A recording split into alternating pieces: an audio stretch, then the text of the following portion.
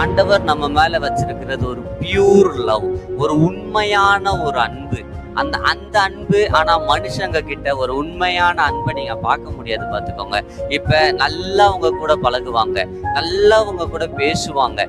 ஆனா ஒரு கட்டத்துல அவங்க உங்ககிட்ட ஒரு உதவி கேட்டிருப்பாங்க. உங்களுடைய சந்தர்ப்ப சூழ்நிலையினால நீங்க அதை பண்ண முடியாம போயிருந்திருக்கும். அவங்க உங்களுக்கு எவ்வளோக்கு எவ்வளோ உங்க மேல அன்பு செலுத்தினாங்களோ அதற்கு மேலாக அவங்க உங்க மேல விரோதத்தை காமிக்க ஆரம்பிச்சிருவாங்க, பகைக்க ஆரம்பிச்சிருவாங்க. பார்த்துக்கோங்க. அதாவது நம்ம அவருக்கு உண்மையா இருப்போமா இல்லையான்ற ஒரு எந்த ஒரு அசூரன்ஸுமே இல்லாம, எந்த ஒரு கன்ஃபர்மேஷனுமே இல்லாம நம்ம கிட்ட அவர் வந்து நீங்க எனக்காக உண்மையா இருப்பீங்களா, நான் உங்களுக்காக என்னுடைய ஜீவனை நான் உங்களுக்கு கொடுக்குறேன், நீங்க வந்து எனக்காக ஊழியம் செய்வீங்களா, நான் உங்களை வந்து விடுதலை பண்றேன், உலகத்தின் அடிமையிலிருந்து நான் உங்களை விடுதலை பண்றேன், என்னுடைய ரத்தத்தை நான் உங்களுக்காக சிந்தி நான் உங்களை விடுதலை பண்றேன்னு ஆண்டவர் செய்யலைங்க.